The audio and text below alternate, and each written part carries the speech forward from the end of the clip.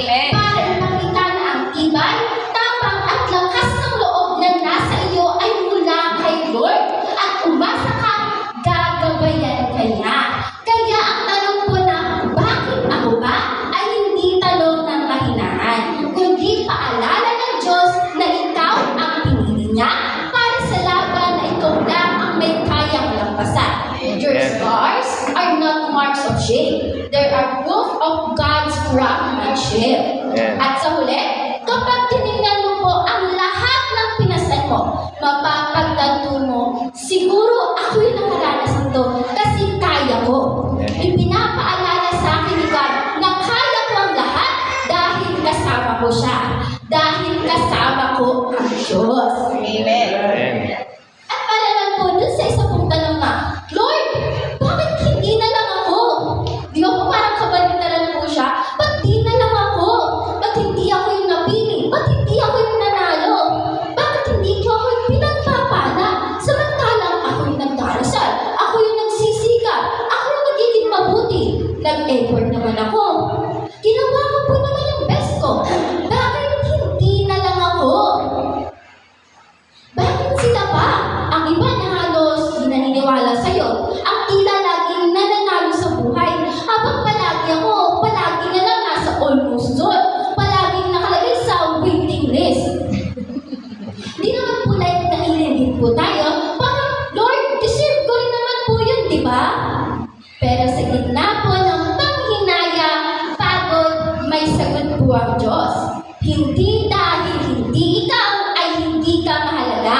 Hindi lahat ng nakita mo ay tunay na blessing. At hindi lahat ng oo ay para sa iyo. At hindi rin lahat ng hindi ay kawalan. Minsan, hindi ikaw ang pinili, hindi dahil kulang ka, kundi dahil may nakareserbang mas tama, mas maganda, at mas tugma sa iyo. His delays are not denials. There are divine protections.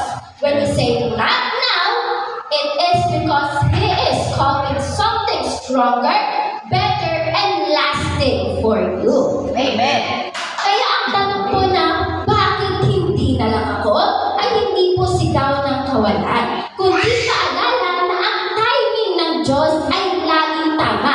Ang plano niya ay laging higit sa ating ninanais.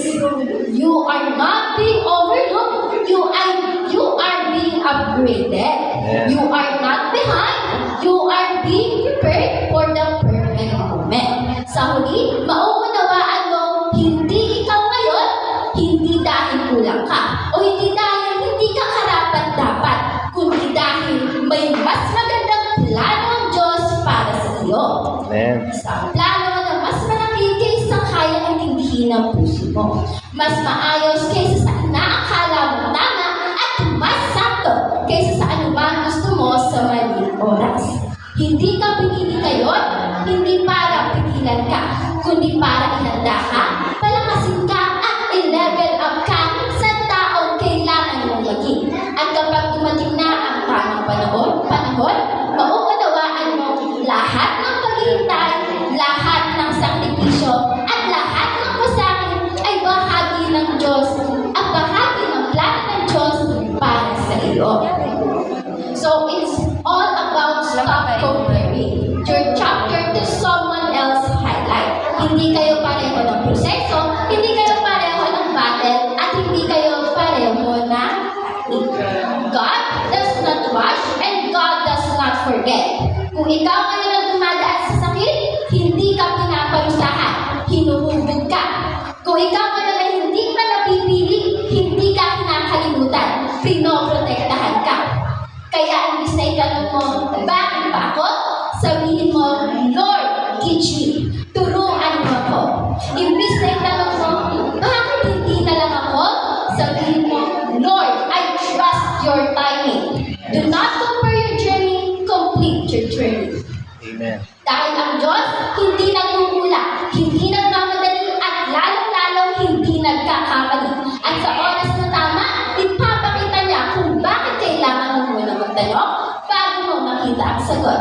Kapag natutunan mong tanggapin na iba-iba ang daloy ng buhay, doon mo malalaman na na you are exactly where God's made you to be for now.